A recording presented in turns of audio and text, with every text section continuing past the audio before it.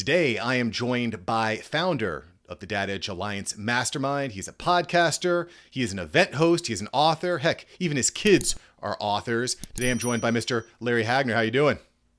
What is going on, my friends? Good to see you again, Mark. Good to You see as you, man. you as well. You as well. Every time we chat, I walk away with a ton of value. So I appreciate you coming on the show so you can share that value with the rest of the community over here. Oh, thank you, man. Back at you. Last time I saw you was pre-COVID. We actually got together at an event, and now here we are. We're like fourth month of lockdown since. Yeah, it's been a whirlwind of the last few months. And one of the reasons I want to bring you on this show is because you've built what I would consider a very, very solid, successful, stable business model leveraging the concept of masterminds. And quite frankly, going back 10, 15, 20 years ago, masterminds were not really a thing. And they've started to catch on. So I'd like to hear from you, Larry. What is a mastermind and what is the value that people get from joining a mastermind program?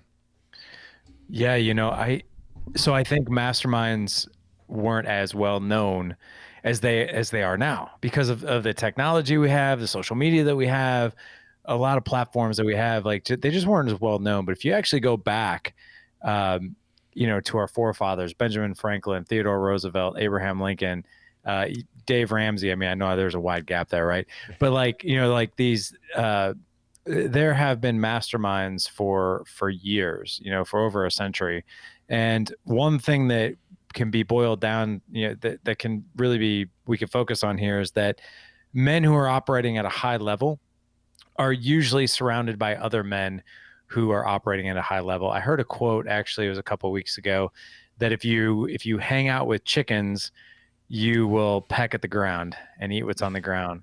But if you hang with eagles, you'll soar to new heights and you'll hunt very, very differently, right?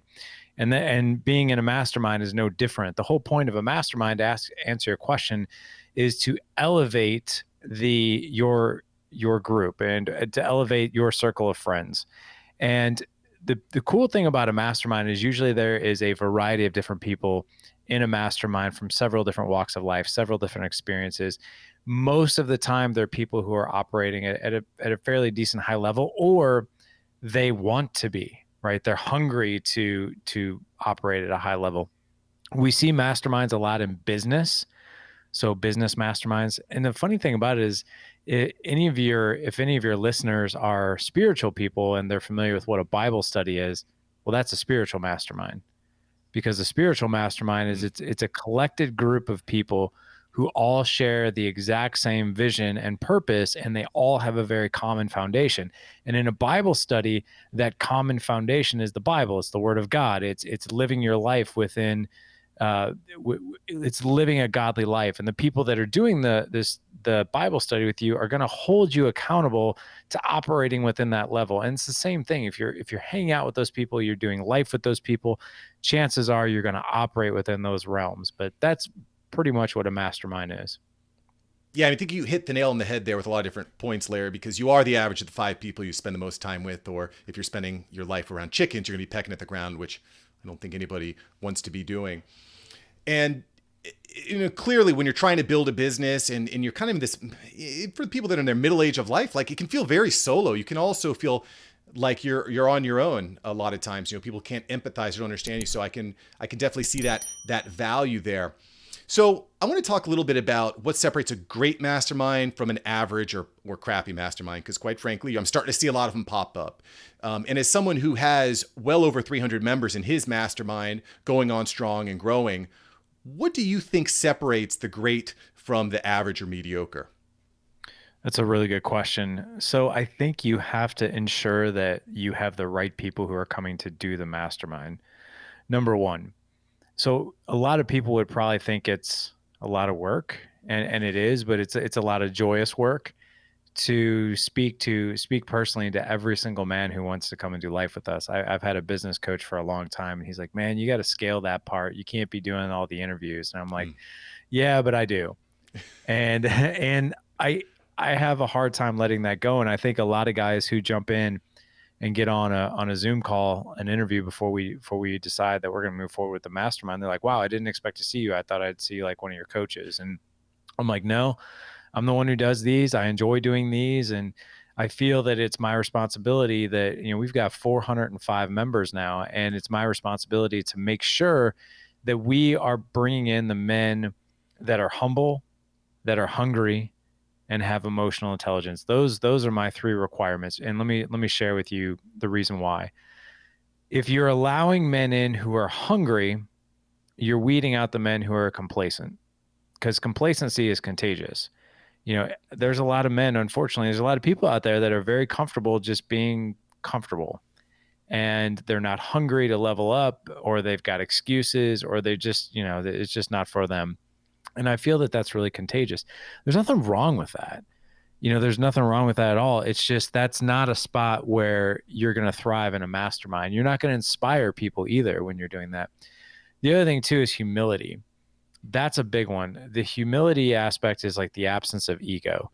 And that's another thing that there's a lot of men out there who have huge egos, like if they hear somebody talk about like, oh, my wife and I aren't communicating, and their advice is, well, grow a set of balls or man up or whatever. That doesn't help anybody. That's their ego talking.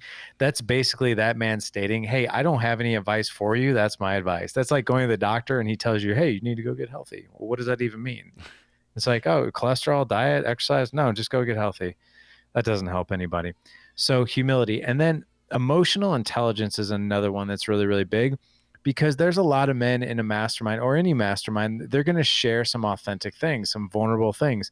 So you've got to make sure that you have men in your group that can handle that can handle the fact that like, wow, this guy is going through this, or he's going through that, or I didn't expect to hear that.